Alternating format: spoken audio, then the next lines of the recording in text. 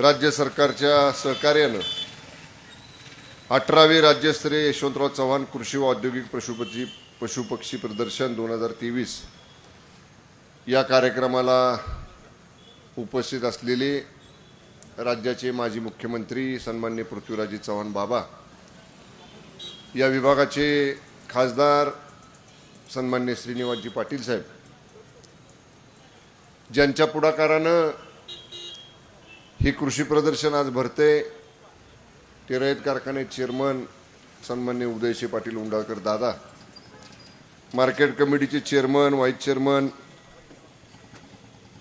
मगाशी कार्यक्रमात असणारे जिल्हा बँकेचे चेअरमन श्री नितीन काका, धैर्यशील कदम, जिल्हाधिकारी श्री डुडी, एसपी श्री समीर शेख, मुख्य कार्यकारी अधिकारी श्री ज्ञानेश्वर खिलारी, त्याचप्रमाणे माझ्याबरोबर असलेले जयवंतराव शेलार, पुरुषोत्तम जाधव, चंद्रकांत जाधव, धैर्यशील कदम, आमच्या अधीक्षक कृषी अधिकारी आणि सर्वच उपस्थित कार्यकर्ते, पदाधिकारी, बंधू आणि भगिनीनो, वेळ झालाय भरपूर याची मला जाणीव आहे, त्यामुळे फारसं मोठं भाषण मी करणार नाही. सुरुवातीला एका गोष्टीचा उल्लेख करणं आवश्यक आहे.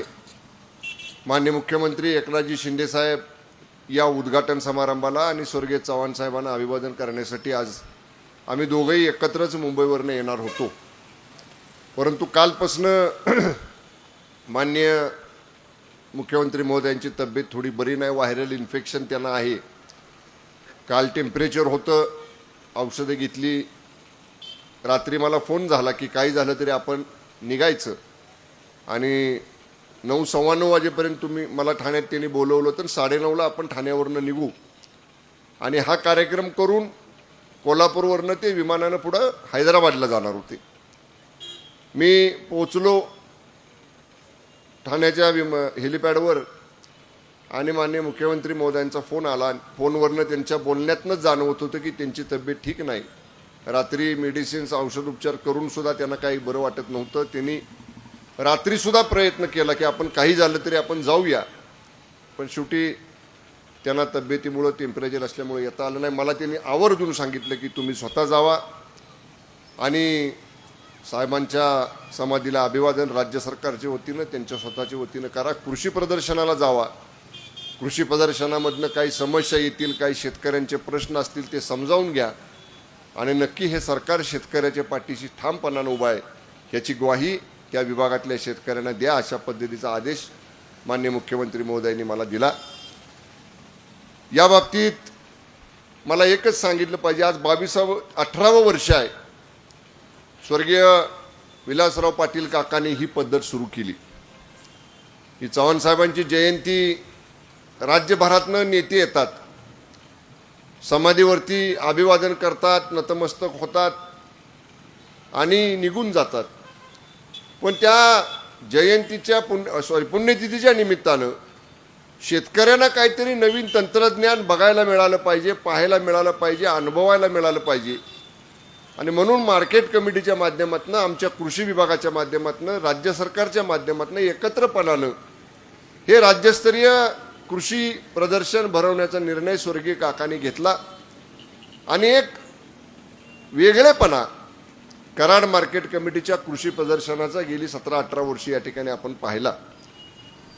अनेक लोकांनी नंतर हे कृषी प्रदर्शन आयोजित करण्याचा प्रयत्न केला.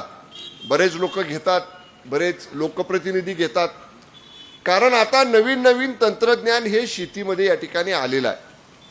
आम्ही मगाशी आमच्या कृषी विभागाचा स्टॉल बघत होतो, बांबू लागवडीचं त्या ठिकाणी प्रात्यक्षिक आम्ही बघितलं. म्हणजे जिथं पाण्याची कमतरता आहे अशा भागामध्ये शाश्वत उत्पन्न देणारं पीक हे बांबूची लागवड आहे. माननीय मुख्यमंत्री महोदयांनी 2 वेळा दरेगावाला आले असताना तिथं त्याचं प्रात्यक्षिक पाहिलं आणि मोठ्या प्रमाणात त्या भागातल्या लोकांना, जिथं डोंगरामध्ये दुसरं काही पिकत नाही अशा ठिकाणी शेतकऱ्यांना बांबू लागवड केली तर शाश्वत उत्पन्न शेतकऱ्याला मिळू शकेल, अशा प्रकारचा सुद्धा एक उपक्रम सातारा जिल्ह्यामध्ये या ठिकाणी आपण सुरू करतोय. उदयदादांनी भाषणात सांगितलं की मुख्यमंत्री महोदयांना आज सांगायचं होतं की शेतकऱ्याच्या मालाला बाजारपेठ मेट्रोपॉलिटन सिटीजमध्ये मिळाली पाहिजे. मग याच्या अगोदरच आमचे कलेक्टर इथं आहेत. आम्ही मागे एक महिला बचत गटांचा कार्यक्रम घेतला होता. शिओ साहेब, मला वाटतं शिओ जिल्हा परिषद साताराने घेतला होता. आणि खूप चांगले प्रॉडक्ट, उत्पादनं ही महिलांनी तयार केलेली त्या प्रदर्शनामध्ये आपण बघितली. त्याच बैठकीमधनं मी जिल्हाधिकाऱ्यांना म्हटलं की योगायोगानं माझ्याकडं पालकमंत्री म्हणून ठाणे जिल्हासुद्धा आहे. नव्या मुंबईची बाजारपेठ ठाणे जिल्ह्यामध्ये आहे. ठाण्यातली मोठी बाजारपेठ, मोठे मॉल आहेत चांगले चांगले. ठाण्यामध्ये मोठे मॉल आहेत, नव्या मुंबईमध्ये मॉल आहेत, वाशीमध्ये मॉल आहेत. आणि मग लगेच आम्ही दोन्ही तिन्ही महापालिकांचे आयुक्त, ठाण्याचे जिल्हाधिकारी, मी स्वतः बैठक घेतली. मी आताच जिल्हाधिकाऱ्यांना सांगत होतो, मला आमचे अभिजित बांगर आता शिव आहेत, जे आपल्याकडे जिल्हा परिषदला शिव होतं, तर आमच्या नव्या मुंबई ह्याला ठाणे महापालिकेला शिव आहेत, महापालिका आयुक्त आहेत. त्यांनी मला सांगितलं की दोन्ही मॉलमध्ये, ठाण्यामधल्या, वाशीमधल्या, नवी मुंबईमधल्या, सातारा जिल्ह्यातल्या महिलांची उत्पादनं, महिला बचत गटांची जी आहेत, त्याच्यासाठी सवलतीच्या दरामध्ये ते आपल्याला जागा उपलब्ध करून देतात. त्याचा निर्णय मी स्वतः बैठक करून केला. त्याच्यामध्ये हे शेतकऱ्यांचं सुद्धा उदयराव उत्पादनं घ्यायला आम्हाला हरकत नाही.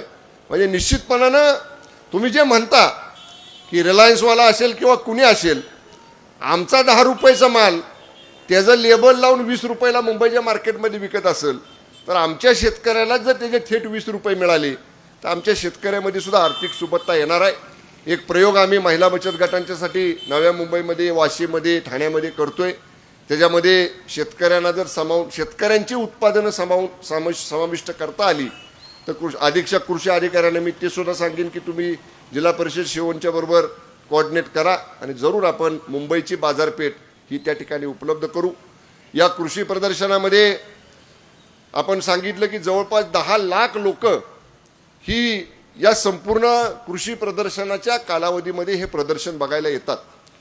आज आम्ही सुद्धा निर्णय केला राज्य सरकारनं की आमचा कृषी विभाग, मग तो सरकारचा कृषी विभाग असेल किंवा जिल्हा परिषदेचा कृषी विभाग असेल, आता आम्ही आमच्या अधिकारी कर्मचाऱ्यांना थेट शेतकऱ्याच्या बांधावर जायला सांगितलेलं आहे. नुसतं प्रात्यक्षिक घ्यायचं, फिल्म दाखवायची आणि छडीनं मार्गदर्शन करायचं, अशी लागवड करा, अशी मशागत करा, अशी खतं टाका, त्याच्यापेक्षा आमच्या कृषी विभागाच्या अधिकाऱ्यांनी खतं कशी इसकटायची, लागवड कशी करायची, पाण्याची मात्रा कशी द्यायची, खताची मात्रा कशी द्यायची, ही प्रत्यक्ष शेतकऱ्याच्या बांधावर जाऊन ते शेतकऱ्याला सांगितलं पाहिजे. अशा पद्धतीचं काम आपल्या या शासनाने या ठिकाणी केलेलं आहे. मी फार मोठं भाषण करणार नाही. मी एवढंच सांगेन, मार्केट कमिटी चांगलं काम करते आहे. उदयराव मगाशी म्हटले की आमचे काय अनेक प्रश्न आहेत.